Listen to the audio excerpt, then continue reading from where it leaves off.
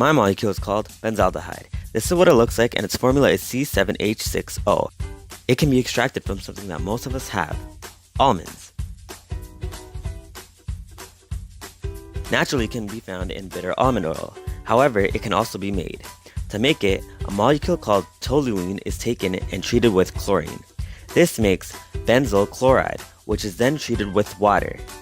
When it's treated with water, it makes my molecule, which is called benzaldehyde. Now let's talk about some of its properties. It has a molecular weight of 106.124 grams per mole, and it's a clear, colorless to yellow liquid with a bitter almond odor. It also has a boiling point of 179 degrees Celsius with a melting point of negative 26 degrees Celsius plus or minus. It's also barely soluble in water and more dense than water, and it's very flammable. This brings us to some of its uses. It's used in a variety of things such as medicine, perfume, personal care, and tobacco. But it's also used in many other things such as dyes, fuels, inks, and even paint.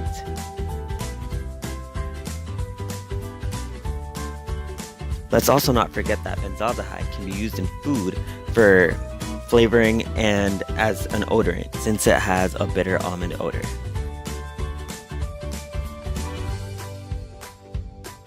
As a pure substance, benzaldehyde can be completely safe.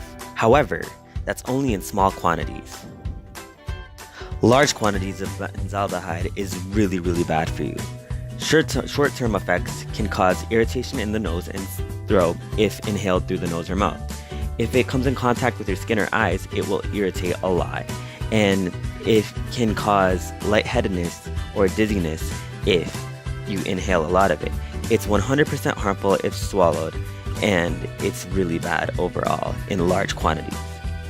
As for long-term effect, you can have a lot of chronic problems such as mutations in the genes, and this can potentially cause cancer.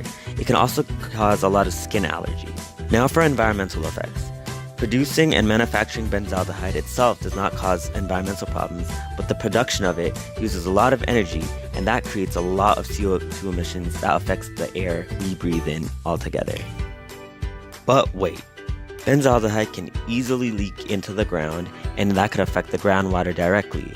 When it leaks into the ground, it mixes up with the groundwater, and then it causes something worse. The benzaldehyde in the water can kill off aquatic life, and that could affect other life forms that rely on it for food. Although it's not needed, alternatives for benzaldehyde can include toluene, cyclohexane, and other benzene molecules.